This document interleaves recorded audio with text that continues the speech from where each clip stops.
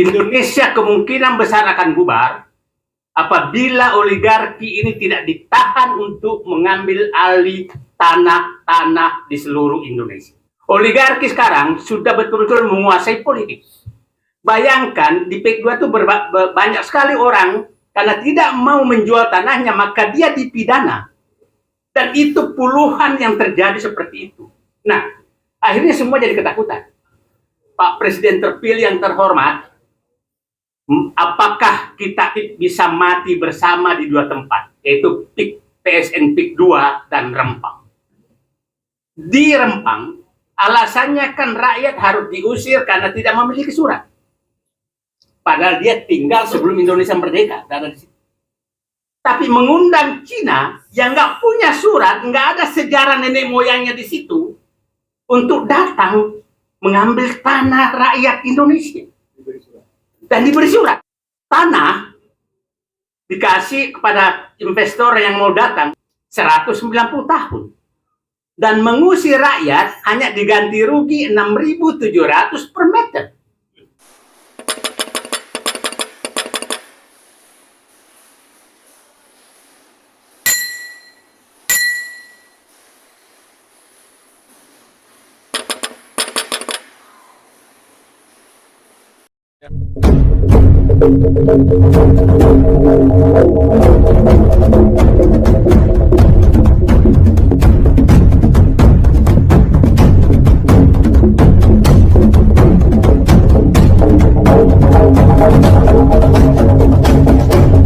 Menyatakan terima kasih ke Pak Jumhur, dan saya bisa menduga kalau pertemuan hari ini tidak terjadi, kemungkinan Indonesia segera bubar.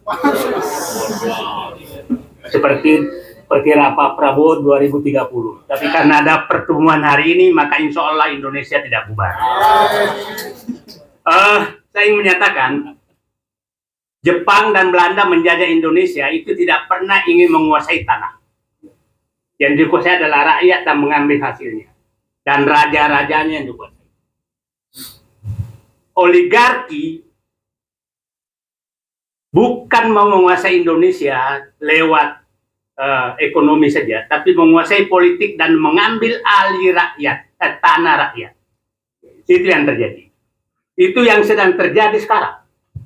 Jadi saya katakan, Indonesia kemungkinan besar akan bubar apabila oligarki ini tidak ditahan untuk mengambil alih tanah-tanah di seluruh Indonesia.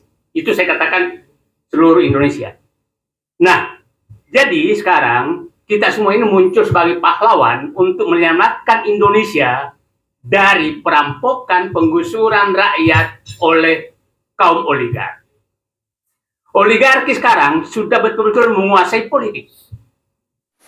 Setelah dia kuat dulu, kita kenal Orde Baru itu Jimbaran. Jimbaran itu kalau dikumpulkan Pak Harto itu ditanya, apa sumbanganmu?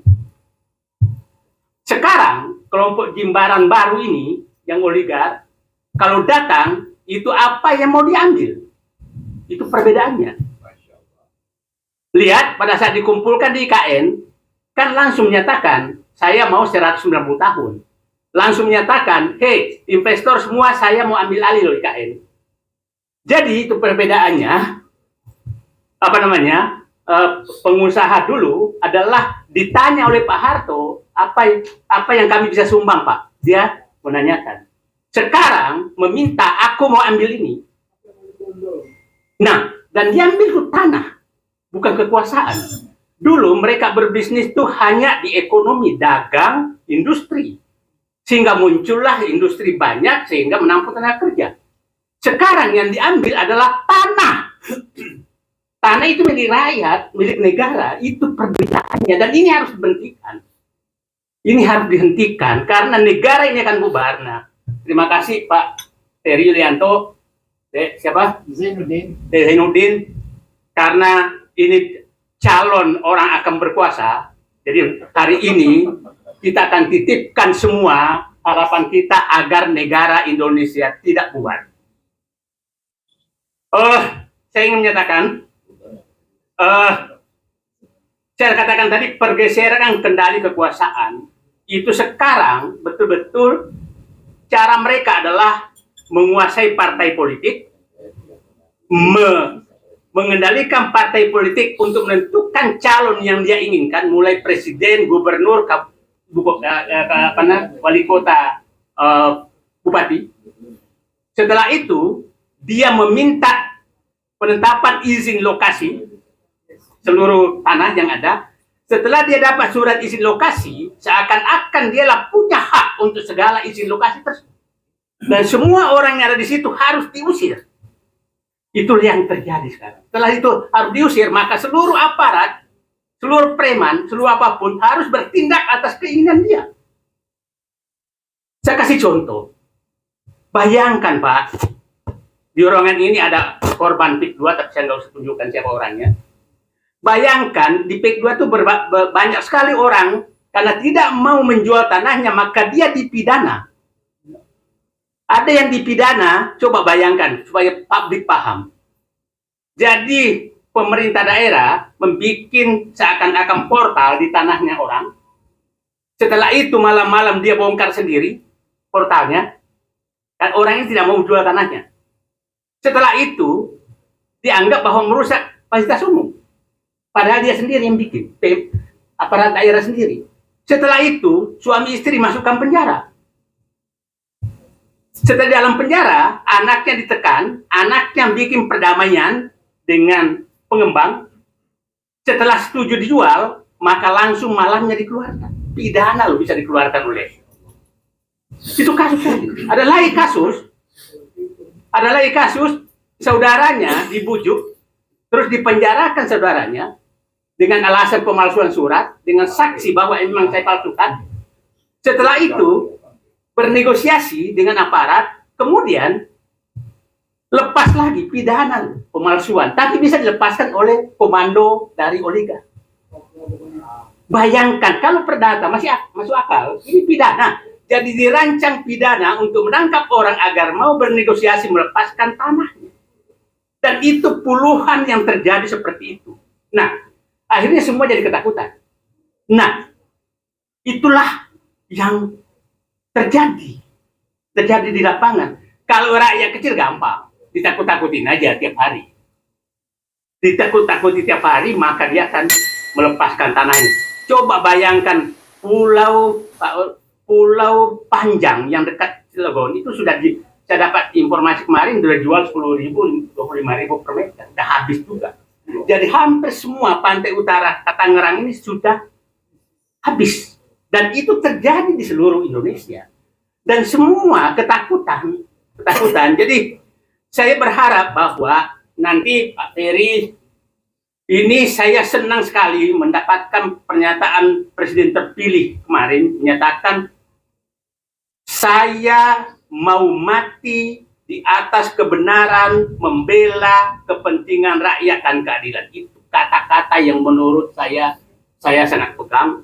Sehingga saya jawab di Twitter saya, Pak Presiden terpilih yang terhormat, apakah kita tanda kutip bisa mati bersama di dua tempat, yaitu PSN PIK 2 dan Rempang. Itu kita mati bersama di situ. Nah, saya ingin cerita apa yang terjadi sebenarnya, 3 hal ini, supaya kita paham bagaimana terstrukturnya membubarkan Indonesia lewat oligarki menguasai tanah. Itu sangat terstruktur. Kita lihat di PSN Rempang. Rempang itu bulan Juli 2023, 2023 itu MOU antara Cina dengan Indonesia oleh Bahlil di depan Presiden Jokowi di Cina. Bulan Agustus, Airlangga Hartarto, Menko Perekonomian, kenapa saya perlu sebutkan nama ini? Agar mereka juga menanggung dosa, jangan enak-enak aja, jangan Jokowi semua gitu loh. Nah, jadi untuk seleksi kabinet aja lah, untuk PR juga. Jadi jangan orang-orang seperti ini juga masuk kabinet lah. Nah, Juli, Airlangga Hartarto menetapkan Rempang sebagai PSN. 1 bulan. Tidak ada evaluasi apapun. Bahlil mengumumkan 28 September Rempang harus kosong. Bayangkan dalam waktu 1 bulan. Ini pekerjaan siapa? Ya kan, Pak?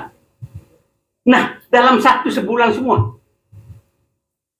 PSN PIK 2 itu diumumkan uju-uju 2 hari setelah pengumuman kemenangan Prabowo dan Pupapa. Dikerengin. Nah, ini menurut saya ini adalah jebakan. Jebakan. Apa urusannya?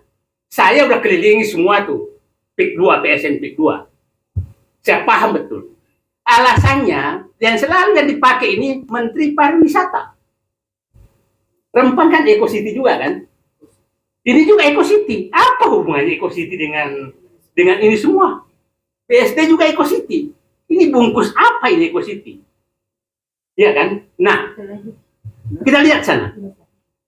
Yang dikatakan, saya kemarin datang, coba, yang dikatakan melindungi hutan mangrove di PIK 2, itu lokasinya di luar PIK 2. Yang luasnya mungkin baru dibikin kok itu. Saya lihat datang ini pelangnya baru dibikin semua. Jadi bikin dulu PSE-nya baru bikin mangrove-nya. Itu paling 10 hektar dari ratusan ribu hektar. Nah, terus ini dijadikan alasan untuk menjadikan PSN PIK 2. Belah. Ini, nah, sekarang coba kita bayangkan di Rempang, alasannya kan rakyat harus diusir karena tidak memiliki surat.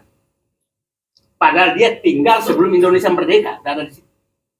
Tapi mengundang Cina yang nggak punya surat, nggak ada sejarah nenek moyangnya di situ, untuk datang mengambil tanah rakyat Indonesia. Dan diberi surat. Ini menurut saya, Belanda aja nggak begitu dulu. Jadi lebih sadis dari Belanda. Nah, ini saya ingin menggugah rakyat, masuk akal nggak? Orang yang tinggal nenek moyangnya belum Indonesia merdeka, dengan alasan tidak punya surat, maka harus diusir karena ada orang Cina mau datang untuk menggusur mereka. Lawan bikin naskah proklamasi kayaknya. Terus kalau kita diam semua, tidak ada yang berteriak, nanti di pada masa aku tunjuk mukanya yang diam.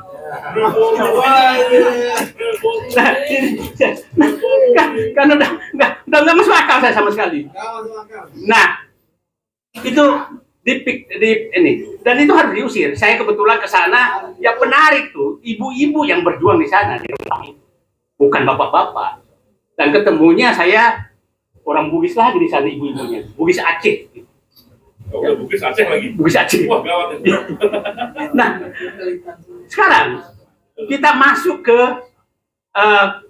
IKN. IKN, coba bayangkan tanah dikasih kepada investor yang mau datang, yang foto-foto banyak itu, dikasih 190 tahun. Dan mengusir rakyat hanya diganti rugi 6.700 per meter. Mantap. Ya. Terus yang tidak punya surat dikasih hanya hak pakai 10 tahun.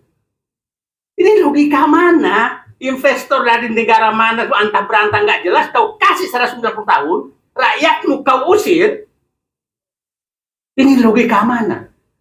Masihkah kita percaya bahwa yang memberikan kebijakan itu memang pemerintah Indonesia? Masihkah kita percaya? Usir Jokowi dari Indonesia. Itu bukan. Itu betul-betul otaknya udah. Ya itulah pentingnya juga pilih pemimpin tuh yang ada daya juangnya lah. Yang punya otak, punya hati. Gitu. Sekarang apa yang kita harus lakukan? Tidak ada jalan lain untuk menyelamatkan Indonesia, maka saya titip ke Bung Ferry Prianto, sampaikan ke Presiden terpilih bahwa praktekkanlah kata-katanya yang kemarin keluar, bahwa akan mau mati di atas kebenaran dan membela rakyat. Itu saja yang kami tepuk tangan. minta.